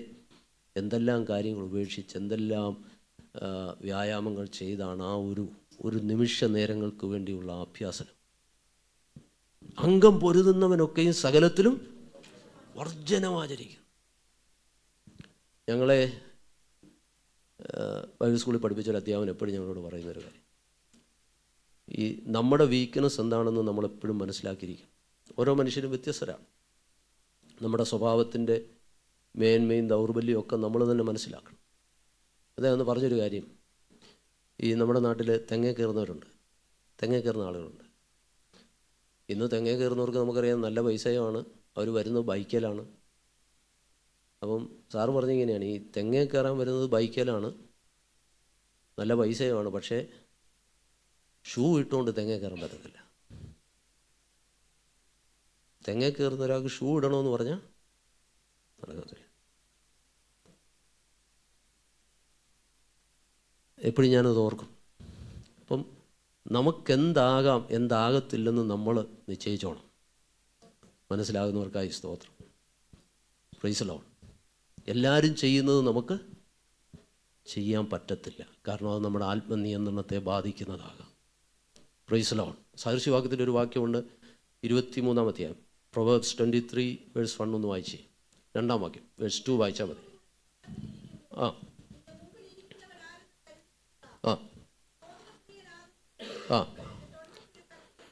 23:2 കുഞ്ഞുങ്ങളെല്ലാം എടുത്തോ. 23:2 പ്രൊവേഴ്സ് 23:2 നമ്മളെന്താ വായിച്ചേ? And put a knife to thy throat if thou be a man given to appetite. എന്താ ഇവിടെ പറയുന്നത്? നീ ഭോജനപ്രിയനാകുന്നെങ്കിൽ, ബൈബിള് പറയാണ് തൊണ്ടയ്ക്കൊരു കത്തി കൊണ്ട് വെക്കണമെന്ന്. എന്ന് പറഞ്ഞാൽ എന്തോ? എന്നും KFC വേണമെന്നാണെങ്കിൽ തൊണ്ടയ്ക്ക് കൊണ്ടൊരു കത്തി ഇവിടെ. എന്താ അതിൻ്റെ അർത്ഥം? What's meaning of that? തൊണ്ടയിൽ കത്തി വെച്ചാൽ എന്തൊരു പ്രയാസമായിരിക്കും, ചത്തുപോകത്തില്ലേ നമ്മൾ? പിന്നെന്താ ഇവിടെ പറയുന്നേ? അവിടെ നമ്മുടെ ഭക്ഷണപ്രിയത്തെക്കുറിച്ച് മാത്രമല്ല, ഇറ്റ്സ് ഓൾ ടൈപ്പ് ഓഫ് അപ്പറ്റൈറ്റ്സ്. എല്ലാ നിലയിലുമുള്ള നമ്മുടെ ആഗ്രഹങ്ങളുണ്ടല്ലോ. നമ്മൾ ഭോജനപ്രിയരാണെങ്കിൽ എന്ത് ചെയ്യണമെന്നാണ് പറയുന്നത്? തൊണ്ടയ്ക്കൊരു കത്തി വെച്ചോണം. അതിൻ്റെ മീനിങ് ഇത്രയേ ഉള്ളൂ: total prohibition is necessary for a person who cannot control his appetites എന്ന. നമ്മുടെ അപ്പറ്റൈറ്റ്സിനെ കൺട്രോൾ ചെയ്യാൻ നമുക്ക് കഴിഞ്ഞില്ലെങ്കിൽ എന്ത് ചെയ്തോണമെന്നാ? ടോട്ടൽ പ്രൊഹിബിഷനാണ്. അതാണ് കത്തി വെക്കുക എന്ന് പറയുന്നത്. മനസ്സിലായോ? കത്തി വെച്ചാൽ പിന്നെ ഒന്നും അങ്ങോട്ട് മനസ്സിലായില്ല. ഭോജനപ്രിയനാണെങ്കിൽ പോയി ഇച്ചിരി കഴിച്ചോളാനല്ല പറയുന്നത്. പിന്നെ നിങ്ങൾക്ക് ഇതിൻ്റെ മീനിങ് മനസ്സിലാകുന്നുണ്ടോ? പാസ്റ്റർ പറയുന്നത് മീനിങ് മനസ്സിലാകുന്നുണ്ടോ? നമുക്കത് കൺട്രോൾ ചെയ്യാൻ പറ്റുന്നില്ലെങ്കിൽ, ഇപ്പോൾ മൊബൈൽ ഓൺ ചെയ്ത് വെച്ചു, ഒരു ന്യൂസ് കണ്ടു, കുറച്ച് കഴിയുമ്പം സ്പോർട്സ് ചാമ്പ്യൻസ് ട്രോഫി ഇച്ചിരി നേരം കണ്ടു, അത് കഴിഞ്ഞാൽ ഓഫ് ചെയ്യണമെന്ന് വിചാരിച്ചാൽ, പക്ഷേ എന്ത് ചെയ്തില്ല, പറ്റുന്നില്ല. So any type of apatite, മനസ്സിലാകുന്നുണ്ടോ? നമുക്കത് കൺട്രോൾ ചെയ്യാൻ പറ്റുന്നില്ലെങ്കിൽ ബൈബിള് പറയുന്ന സന്ദേശം എന്താണ്? ടോട്ടൽ പ്രൊഹിബിഷനാണ്. നമുക്കറിയാം, നമ്മുടെയൊക്കെ ജീവിതത്തിൽ അങ്ങനെയാണ് അല്ലേ? Price the Lord. Total prohibition. അതിനാണ് പറയുന്നത്, നീ തൊണ്ടയ്ക്കൊരു കത്തി വെച്ചോണം. നമ്മുടെ ആത്മീയ ജീവിതത്തെ ബാധിക്കുന്നു എന്ന് കാണുന്നെങ്കിൽ, ദൈവം ആഗ്രഹിക്കുന്നൊരു വിശുദ്ധ ജീവിതം കാഴ്ചവെക്കാൻ അത് തടസ്സമാകുന്നുണ്ടെങ്കിൽ, മനസ്സിനെ മലിനസമാക്കുന്നുണ്ടെങ്കിൽ, ഭോജനപ്രിയനെന്നാണ് ഇവിടെ എഴുതിയിരിക്കുന്നെങ്കിൽ ഞാൻ പറഞ്ഞില്ല, അത് ഭക്ഷണത്തെക്കുറിച്ച് മാത്രമല്ല ബൈബിൾ ഉദ്ദേശിക്കുന്നത്. All type of appetites. അതിനോട് നമുക്ക് എന്ത് വേണേലും ചേർക്കാം. കളി കാണാനാണ് കൂടുതൽ ഇഷ്ടമെങ്കിൽ സീരിയൽ കാണാനാണ് കൂടുതൽ, സീരിയൽ പ്രിയനാണെങ്കിൽ, സിനിമ പ്രിയനാണെങ്കിൽ എല്ലാം നമ്മൾ അതിനോടങ്ങ് ചേർത്ത് വെച്ചു. ദൈവം ഇതിലെ ഇവിടെ കുറേ ഡൂസ് ആൻഡ് ഡോൺസ് അല്ല, നാമും ദൈവമായിട്ടുള്ള ബന്ധത്തെ, എൻ്റെ പ്രാർത്ഥനാ ജീവിതത്തെ, എൻ്റെ വ്യക്തിപരമായ പ്രാർത്ഥന ദൈവവചന ധ്യാനത്തെ, വിശുദ്ധ ജീവിതത്തെ, എൻ്റെ ശരീരത്തെ മലിനസമാക്കുന്ന അധാർമികമായ പ്രവൃത്തിയിലേക്ക് എന്നെ തിരിക്കുന്ന എന്തെങ്കിലും കർത്താവെ എന്നെ നിയന്ത്രിക്കുന്നുണ്ടെങ്കിൽ ഇന്ന് രാത്രി അതിനോട് വിട പറഞ്ഞോണം. ഈ ഉപവാസ പ്രാർത്ഥനയിൽ ദൈവം ആഗ്രഹിക്കുന്നത് നാം അവൻ്റെ സന്നിധിയിൽ വിശുദ്ധരായി തീരണമെന്നുള്ളതാണ്. എനിക്കറിയാം, ഇതൊരു വൺ ടൈം പ്രോസസ്സ് അല്ല, ഇറ്റ്സ് ആൻ ഓൺ ഗോയിങ് പ്രോസസ്സാണ്. പക്ഷെ നമ്മുടെ ഉള്ളിലൊരു വലിയ ആഗ്രഹമുണ്ടാകും. കർത്താവ് 1 പത്രോസ് 1-ാം അധ്യായം നമ്മൾ വായിച്ചു വരുമ്പോൾ അതിൻ്റെ ആരംഭത്തിട്ട് നിങ്ങൾ വായിച്ചാൽ, ഞാൻ വിശുദ്ധനാകയാൽ, ദൈവമക്കളെ അവൻ്റെ മുഖത്തേക്ക് നോക്കി നമ്മുടെ ഉള്ളിലൊരാഗ്രഹം ഉണ്ടാകണം. എൻ്റെ അപ്പനെ പോലായി തീരുവാൻ, എൻ്റെ കർത്താവിൻ്റെ ഇഷ്ടം പൂർണ്ണമായി ചെയ്യാനുള്ളൊരു വലിയ ആഗ്രഹം നമ്മുടെ ഉള്ളിലുണ്ടാകണം. രാത്രിയിൽ ഈ വചനം കേൾക്കുന്ന ദൈവമക്കളെ, ഇവിടെ നിന്ന് എഴുന്നേൽക്കുന്നതിന് മുമ്പ് ഒരു പടിയൂടെ നമുക്ക് ദൈവസന്നിധി താഴ്ത്തി ഈ ഉപവാസ പ്രാർത്ഥനയിൽ മറ്റൊന്നും നേടിയില്ലെങ്കിലും ദൈവം ആഗ്രഹിക്കുന്നൊരു വിശുദ്ധ ജീവിതം എൻ്റെ രഹസ്യവും പരസ്യവുമായ ജീവിതത്തിൻ്റെ വഴികളിൽ ഉണ്ടാകുവാൻ നമ്മെ തന്നെ ഒന്നുകൂടെ സമർപ്പിച്ചു കൊടുക്കണം. നമ്മളതിനാണല്ലോ പരിശുദ്ധാത്മാവിനെക്കുറിച്ച് പഠിക്കുന്നത്. ദൈവത്തിന് നമ്മുടെ സ്വന്തം കഴിവുകൊണ്ട് അത് കഴിയത്തില്ല. പരിശുദ്ധാത്മാവിൻ്റെ സഹായത്തോടെ അതിന് കഴിയും. Praise the Lord. ഇനിയും എൻ്റെ ജീവിതത്തിൽ നീക്കം ചെയ്യേണ്ടത് എന്തെങ്കിലും ഉണ്ടെങ്കിൽ, കർത്താവേ, ഈ പ്രാർത്ഥന കഴിയുമ്പോൾ എനിക്ക് സ്വയമായി പലതും നീക്കം ചെയ്യണമെന്ന് ആഗ്രഹമുണ്ട്, എന്നാൽ എനിക്ക് സാധിക്കുന്നില്ല. എന്നെ അശുദ്ധമാക്കുന്ന എൻ്റെ പ്രാർത്ഥനാ ജീവിതത്തെ, എൻ്റെ ആത്മീയ അനുഭവങ്ങളെ, എൻ്റെ സ്വയം നിയന്ത്രണത്തെ ഒക്കെ ബാധിക്കുന്ന ചില അനുഭവങ്ങൾ എന്നിൽ ഇനിയും കുടികൊള്ളുന്നു എന്ന് ബോധ്യമുള്ള ആരെങ്കിലും ഇന്ന് രാത്രിയിൽ എന്നെ കേൾക്കുന്നെങ്കിൽ, ഇന്ന് രാത്രി ഈ വചനത്തിന് മുമ്പിൽ ഒന്ന് ഏൽപ്പിച്ചു കൊടുക്ക്. നിങ്ങളെ ശക്തീകരിക്കുന്ന, ബലപ്പെടുത്തുന്ന ഒരു പുതിയ അനുഭവത്തിലേക്ക് നിങ്ങളെ നടത്തുവാൻ കഴിയുന്ന കർത്താവിൻ്റെ സാന്നിധ്യം നമ്മുടെ നടുവിലുണ്ട്. നമ്മൾ വായിച്ച ആ ഭാഗത്തെ കൊരിന്ത്യർ ലേഖനത്തിൽ രണ്ടാമതൊരു മുദ്രാവാക്യം കൂടെ ഈ കൊരിന്ത്യരുടെ ഇടയിലുണ്ടായിരുന്നു. അതുകൂടെ ഒന്ന് വായിച്ചിട്ട് നമുക്ക് മടങ്ങി വരാം. നിങ്ങൾ ആ ഭാഗം താഴോട്ട് വായിച്ചു വരുമ്പോൾ വായിച്ചു. ഭോജ്യങ്ങൾ വയറ്റിനും, അത് രണ്ടാമത്തെ ഒരു മുദ്രാവാക്യമായിരുന്നു, അവരുടെ ഇടയിലെ രണ്ടാമത്തെ മുദ്രാവാക്യം. ഭോജ്യങ്ങൾ വയറിനും, വയറ് ഭോജ്യങ്ങൾക്കുമുള്ളതാണ്. ഇതും അവരുടെ ഇടയിലെ മറ്റൊരു പ്രധാനപ്പെട്ട മുദ്രാവാക്യമായിട്ടാണ് നമുക്ക് കാണുവാനായിട്ട് കഴിയുന്നത്. എന്നാണ് അതിൻ്റെ അർത്ഥം? മുമ്പേ ഞാൻ പറഞ്ഞതുപോലെ തന്നെയാണ്. വയറ്റിൽ വിശപ്പ് വരുമ്പോൾ ഞങ്ങൾ കഴിക്കുന്നു. അതും ആത്മീയതയുമായിട്ട് എന്താ ബന്ധമുള്ളത്? വയറും ഭോജ്യവും തമ്മിലല്ലേ ബന്ധം? Price the Lord. കൊരിന്ത്യരെ അവരുടെ ആത്മീയതയെ അവർ വ്യാഖ്യാനിച്ചത് അങ്ങനെയായിരുന്നു.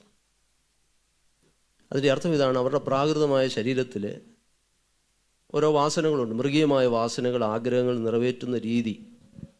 അതൊന്നും ആത്മാവിനെ ബാധിക്കുന്നില്ല. ഭക്ഷണം കഴിക്കുന്നില്ല. ഭക്ഷണം കഴിക്കുന്ന എപ്പോഴാണ്? നമ്മൾ വിശപ്പ് വരുമ്പം ഭക്ഷണം കഴിക്കുന്നു. ഇതുപോലെയാണ് ദുർനടപ്പിനു വേണ്ടിയുള്ള മനുഷ്യൻ്റെ ശരീരത്തിൻ്റെ ആവശ്യമെന്ന് അവർ പറഞ്ഞു. ദുർനടപ്പിനെ ന്യായീകരിക്കാനും അവരെ ഇത് ഉപയോഗിച്ചു. ഭക്ഷണം കഴിക്കുന്ന പോലെ വിശപ്പ് വരുമ്പോൾ ഭക്ഷണം കഴിക്കുന്നു. അതുപോലെ മനുഷ്യൻ്റെ മൃഗീയ വാസനകൾ നിറവേറ്റുന്നതിന് ശരീരത്തിൻ്റെ ആവശ്യമാണെന്ന് പറഞ്ഞതിനെ ന്യായീകരിക്കുന്ന കൊരിന്ത്യരോടാണ് പൗലോസ് പറയുന്നത്, ദൈവത്തിന് സ്തോത്രം, വിശപ്പടക്കാനുള്ള താല്പര്യം പോലല്ല ദുർനടപ്പിനുള്ള അഭിലാഷം. മനുഷ്യൻ്റെ ശരീരം ദൈവത്തിന് വിശുദ്ധമായിരിക്കണം. അതിൻ്റെ ഒടുവിൽ വരുമ്പോൾ പൗലോസ് ശക്തമായ ഭാഷയിൽ പറയുന്നു, ഇത് ദൈവത്തിൻ്റെ ആത്മാവിൻ്റെ മന്ദിരമാണ്. ഭക്ഷണം കഴിക്കാൻ തോന്നുമ്പോൾ നമ്മൾ ഭക്ഷണം കഴിക്കുന്നു, എന്നാൽ അത് ദുർനടപ്പിനുള്ള ന്യായീകരണമല്ല. ദൈവത്തിന് സ്തോത്രം. അവിടെയാണ് അതിൻ്റെ 14-ാമത്തെ വാക്യം ഒന്ന് വായിച്ചേ. എന്താണ് ഈ ശരീരത്തിൽ ദൈവാത്മാവ് ചെയ്യുന്നത്? ദൈവം കർത്താവിനെ ഉയർപ്പിച്ചതുപോലെ നമ്മയും തൻ്റെ ശക്തിയാൽ എന്തു ചെയ്യും? ഉയർപ്പിക്കും. ആത്യന്തികമായി നമ്മുടെ ഉയർപ്പിനെ കുറിച്ചാണ് അവിടെ പറയുന്നതെങ്കിലും നമ്മൾ മനസ്സിലാക്കണം, നമ്മുടെ സ്വാഭാവിക കഴിവുകൊണ്ട് ഇതൊന്നും സാധിക്കത്തില്ല. എന്നാൽ കൊരിന്ത്യരോട് പൗലോസ് പറയുകയാണ്, നിങ്ങൾ കർത്താവിന് വേണ്ടി സമർപ്പിച്ചു കൊടുത്താൽ ആത്മാവ് നിങ്ങൾക്ക് ജീവൻ തരും, കൃപ തരും, ബലം തരും, ഇതിനെയൊക്കെ ജയിക്കാൻ. Price the Lord. ഏതിനെ ജയിക്കാൻ? അശുദ്ധിയിലേക്ക് നിങ്ങളെ തള്ളിയിടുന്ന, സ്വാധീനിക്കുന്ന, ലോകത്തിൻ്റെ വഴികളിലേക്ക് നിങ്ങളെ തള്ളിയിടുന്ന, ദുർനടപ്പിലേക്ക് നിങ്ങളെ സ്വാധീനിക്കുന്ന ദോഷപ്രവൃത്തികളിൽ നിന്നെല്ലാം നിങ്ങൾക്കൊരു പുതുജീവൻ തരുന്നത് യേശു ക്രിസ്തുവിൻ്റെ ആത്മാവാണ്. ഒന്നുകൂടെ ആ വാക്യം വായിക്കാം, 14 വാക്യം. തൻ്റെ ശക്തി, അവിടെയാണ് ദൈവശക്തി. കണ്ടോ, ദൈവശക്തിയെക്കുറിച്ച് അവിടെ പറയുന്നുണ്ട്. ദൈവശക്തി എന്തിനാ പറഞ്ഞേ? പരിശുദ്ധാത്മശക്തി എന്തിനാ? വിശുദ്ധ ജീവിതം നയിക്കാൻ. അവിടെ ആ ഉയർപ്പെന്ന് പറഞ്ഞിരിക്കുന്നത് ആത്യന്തികമായി കർത്താവിൻ്റെ നാളിലെ ഉയർപ്പാണ്. എന്നാൽ പ്രായോഗികമായിട്ട് അതിനൊരു മീനിങ് ഉണ്ട്. ഓരോ ദിവസവും ജീവൻ തന്ന് മരണത്തിന് അടിപ്പെട്ടു പോകാതെ, പാപത്തിൽ അടിപ്പെട്ടു പോകാതെ ജീവൻ തന്ന് നടത്തുന്നത് ദൈവത്തിൻ്റെ ആത്മാവാണ്. അതിനാണ് പരിശുദ്ധാത്മാവിനെ പ്രാപിക്കണമെന്ന് പറയുന്നത്. അതിനാണ് ആത്മസ്നാനം നമുക്ക് ആവശ്യമായിരിക്കുന്നത്. അതിനാണ് ഓരോ ദിവസവും ആത്മാവിൽ പുതുകി വരണമെന്ന് പറയുന്നത്. Price the Lord, price the Lord. അപ്പോൾ ആത്മാവിലുള്ള പുതുക്കം നമുക്ക് ലഭിക്കുന്നു. 18 വാക്യം, അതിൻ്റെ 18 വാക്യം.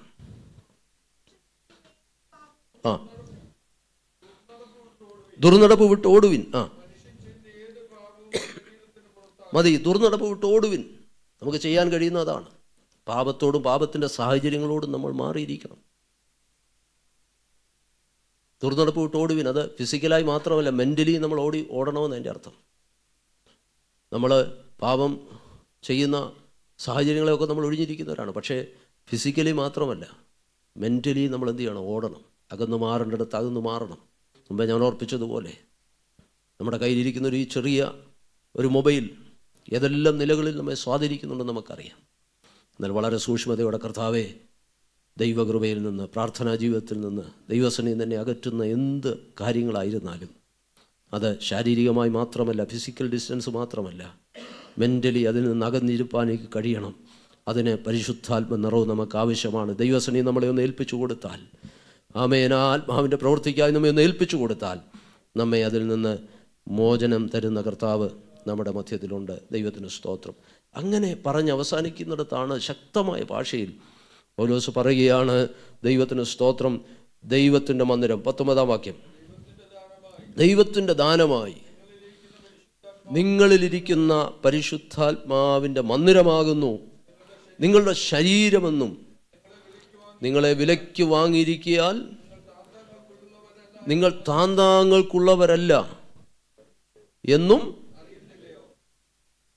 ശ്രദ്ധിച്ചേ, അവർ ദുർനടപ്പിനെ ന്യായീകരിച്ചു. All things are lawful unto me, എനിക്കെന്തും ചെയ്യാനുള്ള അധികാരമുണ്ട്. ഭോജ്യങ്ങൾ വയറിനും വയറ് ഭോജ്യങ്ങൾക്കുമുള്ളതല്ലോ എന്നൊക്കെയുള്ള കൊരിന്ത്യ മുദ്രാവാക്യം ഏറ്റുപിടിച്ച് എന്തും ചെയ്യാനുള്ള സ്വാതന്ത്ര്യത്തോടെ മുന്നോട്ട് പോയ കൊരിന്ത്യരോട് പറഞ്ഞു, നോ, നിങ്ങളൊരു കാര്യം സൂക്ഷിച്ചോണം. നിങ്ങൾ ചെയ്യുന്നതിൻ്റെ ഫലം എന്താണെന്ന് നിങ്ങൾ ഓർക്കണം.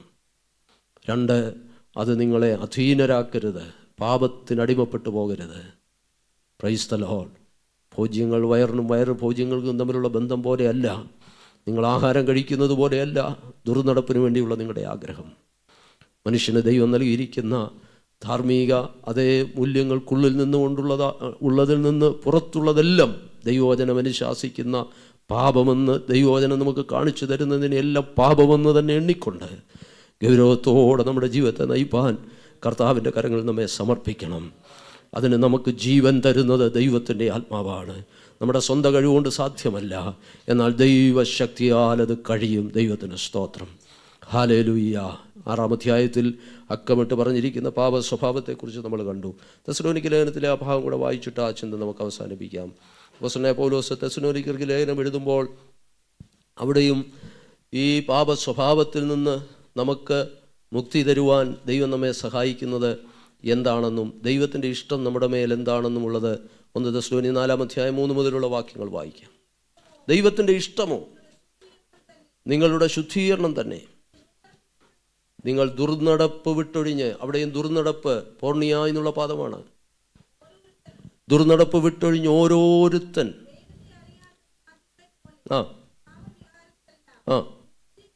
വിശുദ്ധീകരണത്തിലും മാനത്തിലും താന്താൻ്റെ പാത്രത്തെ നമ്മൾ ശ്രദ്ധിക്കേണ്ട ഒരു കാര്യം, ഈ കാര്യത്തിൽ അവരവരാണ് സൂക്ഷിക്കേണ്ടത്. മറ്റുള്ളവരെ നാമല്ല സൂക്ഷിക്കേണ്ടത്, അവരവർ. ദൈവത്തോട് നാമാണ് കണക്ക് പറയുവാനുള്ളത്. അതുകൊണ്ടാണ് ഞാൻ പറഞ്ഞത്, ആ 3 റീസൺ എപ്പോഴും ഓർത്തോണം. മുഖപക്ഷം കൂടാതെ ന്യായം വിധിക്കുന്ന ഒരു ദൈവമുണ്ട്. അവൻ്റെ മുമ്പിൽ ഞാനും നിങ്ങളും കണക്ക് ബോധിപ്പിക്കേണ്ടവരാണ്. അതുകൊണ്ട് താന്താൻ്റെ പാത്രത്തെ നേടിക്കൊള്ളട്ടെ. പിന്നെ ചതിക്കുകയും അരുത്. നോക്കുക, അവിടെയും ആ റീസൺ തന്നെ പറയും. ഈ വകയ്ക്കൊക്കെയും പ്രതികാരം ചെയ്യുന്നവൻ ആരാണ്?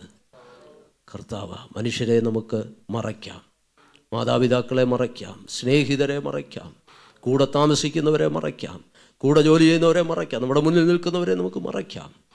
എന്നാൽ ഈ വകയ്ക്കൊക്കെയും പ്രതികാരം ചെയ്യുന്നവൻ കർത്താവല്ലോ. എന്നിട്ട് അടുത്ത വാക്യം, ദൈവം നമ്മെ അശുദ്ധിക്കല്ല വിശുദ്ധീകരണത്തിനത്രേ വിളിച്ചത്. ആകയാൽ ആ വാക്ക് ശ്രദ്ധിച്ചേ. അവിടെയാണ് വിശുദ്ധ ജീവിതവും പരിശുദ്ധാത്മാവും തമ്മിലുള്ള ബന്ധം. ആ വാക്യത്തിലാണ്. ആകയാൽ തുച്ഛീകരിക്കുന്നവൻ, എന്ത് തുച്ഛീകരിക്കുന്നവൻ? മുമ്പ് പറഞ്ഞ കാര്യങ്ങൾ. ദൈവത്തിൻ്റെ ഇഷ്ടമോ നിങ്ങളുടെ ശുദ്ധീകരണം തന്നെ എന്ന് തുടങ്ങുന്ന, അല്ലെങ്കിൽ 4-ാം അധ്യായം ആദ്യത്തെ വാക്ക് തൊട്ട് തന്നെ തുടങ്ങുന്ന നിങ്ങളുടെ നടപ്പിനെ കുറിച്ചാണ് അവിടെ പറഞ്ഞു വരുന്നത്. നിങ്ങളെങ്ങനെ നടക്കണം എന്നാണ് പറഞ്ഞു വരുന്നത്. നടപ്പെന്ന് പറഞ്ഞാൽ ജീവിതത്തെ കാണിക്കുന്നതാണ്. ജീവിതം എങ്ങനെ ആയിരിക്കണമെന്ന് ഉപദേശിക്കുന്ന ഭാഗത്ത് പരിശുദ്ധാത്മാവ് നൽകുന്ന ആലോചനയ്ക്ക് വിരുദ്ധമായി അതിനെ തുച്ഛീകരിച്ച് കളയുന്നവൻ മനുഷ്യനെ അല്ല, തൻ്റെ പരിശുദ്ധാത്മാവിനെ നിങ്ങൾക്ക് സഹായമായി ആ ജീവിതം നയിക്കുവാൻ നിങ്ങളോട് കൂടെ ഇരുന്നൊരു കൗൺസിലറായി, ഒരു നല്ല സഖിയായി നിങ്ങളോട് കൂടെ ഇരുന്ന് നിങ്ങളെ ശക്തീകരിക്കുവാൻ നിങ്ങൾക്ക് തന്നിരിക്കുന്ന പരിശുദ്ധാത്മാവിനെ അത്രേ തുച്ഛീകരിക്കുന്നു. നോക്കുക, അവിടെയാണ് വിശുദ്ധ ജീവിതവും പരിശുദ്ധാത്മാവും തമ്മിലുള്ള ബന്ധം. മനസ്സിലാവുന്നുണ്ടോ? എന്തിനാണ് പരിശുദ്ധാത്മാവിനെ തന്നത്? മേൽപ്പറഞ്ഞ കാര്യങ്ങളെ തുച്ഛീകരിക്കാതിരുപ്പാൻ. എന്താണ് മേൽപ്പറഞ്ഞ കാര്യം? നിങ്ങൾ ദൈവത്തിന് വിശുദ്ധരായിരിക്കണം. നമ്മുടെ സ്വാഭാവിക കഴിവുകൊണ്ട് അതിന് സാധ്യമല്ല. എന്നാൽ ദൈവത്തിൻ്റെ ആത്മാവിന് നമ്മെ ഒന്ന് വിധേയപ്പെടുത്തി കൊടുത്താൽ, ദൈവം ആഗ്രഹിക്കുന്നൊരു വിശുദ്ധ ജീവിതത്തിന് നമ്മെ ഒന്ന് സമർപ്പിച്ചു കൊടുത്താൽ, പരിശുദ്ധാത്മാവ് നമ്മെ സഹായിക്കും. പരിശുദ്ധാത്മാവ് ഒരാളത്വമാണെന്ന് നമ്മൾ കേട്ടു. ദൈവവചനത്തിൽ 5:19 വാക്യം കൂടെ ഒന്ന് വായിച്ച്. 5:19 ആത്മാവിനെ എന്തു ചെയ്യരുത്? കെടുക്കരുത്. കൊഞ്ച് നോട്ട് ദ സ്പിരിറ്റ് എന്നാണെന്ന് പറഞ്ഞാൽ തീ കെടുത്തി കളയുന്നത് പോലെ നിങ്ങളുടെ ഉള്ളിൽ ദൈവം ആത്മാവിനെ നൽകിയത് എന്തിനാണെന്നറിയാമോ? സ്തോത്രം. ദൈവത്തിൻ്റെ ആത്മാവ് നിങ്ങളെ പാപത്തിൽ നിന്ന്, പാപസ്വാധീനങ്ങളിൽ നിന്നൊക്കെ വിലക്കുന്ന അനുഭവങ്ങൾ ഉണ്ടാകാം. എന്നാൽ ആ അനുഭവങ്ങളെ കെടുത്തിക്കളഞ്ഞ് അതിനെ മറികടന്നു പോകരുത്. ആമേൻ. അതിനെ കെടുത്തുന്ന അനുഭവം ഉണ്ടാകരുത്. ദൈവത്തിന് സ്തോത്ര. ലേഖനത്തിൽ നമ്മൾ വായിക്കുന്നു, പരിശുദ്ധാത്മാവിനെ ദുഃഖിപ്പിക്കരുത്. ആമേൻ. സ്തോത്രം. ഹല്ലേലൂയ. എന്തുകൊണ്ടാണ് പരിശുദ്ധാത്മാവിനെ ദുഃഖിപ്പിക്കരുതെന്ന് എഴുതിയിരിക്കുന്നത്?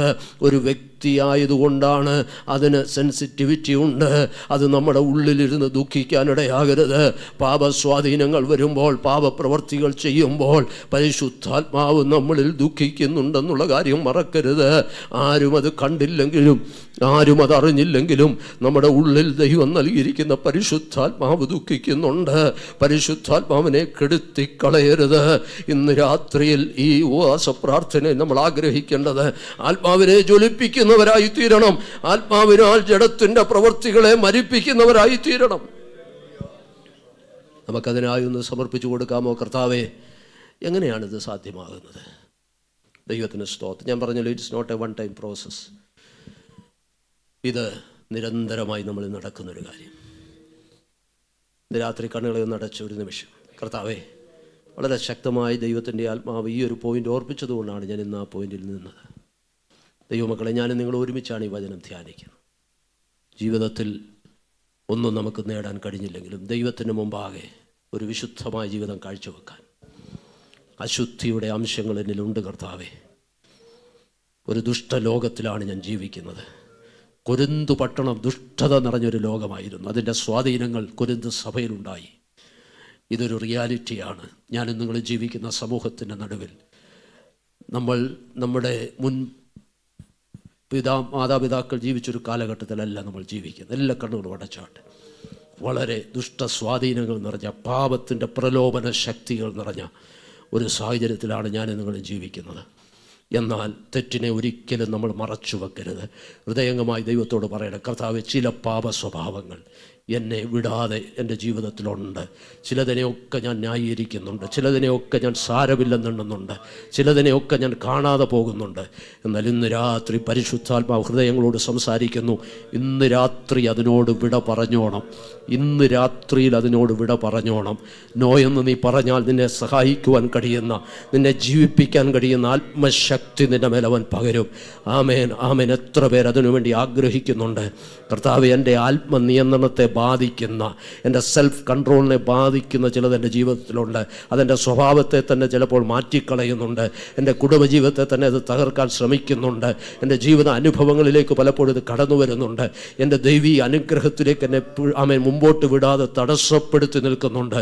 എന്നാൽ ഇന്ന് രാത്രിയിൽ അതിൻ്റെ മൂല കാരണം ഞാൻ കണ്ടുപിടിച്ച് ദൈവസനയിൽ ഏൽപ്പിക്കുമ്പോൾ എന്നിൽ പകരപ്പെടുന്ന ആത്മശക്തിയാൽ ഇന്ന് രാത്രിയിൽ അതിനെ ജയിക്കുവാൻ, അല്ല ഈ ദിവസങ്ങളിൽ ഒരു വിടുതൽ എൻ്റെ ജീവിതത്തെ അനുഭവിപ്പാൻ ഞാൻ ആഗ്രഹിക്കുന്നുണ്ട്. കർത്താവേ, എത്ര പേര് തുറന്ന മനസ്സോടെ കുഞ്ഞെ, സഹോദരി, മാതാവേ, പിതാവേ, ഒന്ന് ഏൽപ്പിച്ചു കൊടുത്താട്ട്.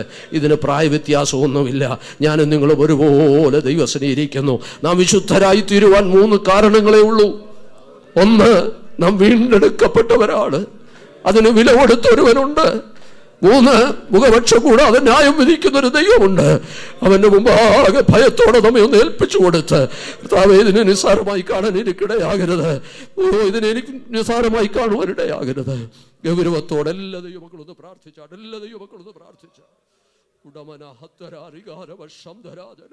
ചില പാപ സ്വഭാവങ്ങളോട് വിട പറയുന്ന പ്രാർത്ഥനയായി ഇത് മാറണം. ചില നിസ്സാരമായി കരുതിയിരിക്കുന്ന ചില കാര്യങ്ങളോട് എന്നേക്കുമായി വിട പറയുന്ന ദൈവജനം പ്രാർത്ഥിച്ചാട്ടെ. ഓ ഹല്ലേലൂയ. എല്ലാവരും പ്രാർത്ഥിച്ചാട്ടെ. എല്ലാവരും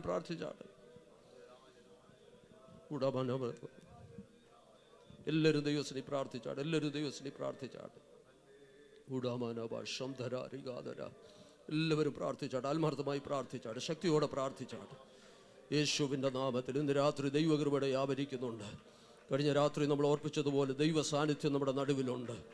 ഓരോരുത്തരുടെ മേലും പതിഞ്ഞതുപോലെ ഇന്ന് രാത്രി ദൈവാത്മാവിൻ്റെ ഒരു സ്പർശനമുണ്ടാകട്ടെ. ശക്തിയോടെ കുഞ്ഞുങ്ങൾ ആത്മാവിൽ നിറയട്ടെ. ആത്മാവിൽ ബലം ധരിക്കട്ടെ.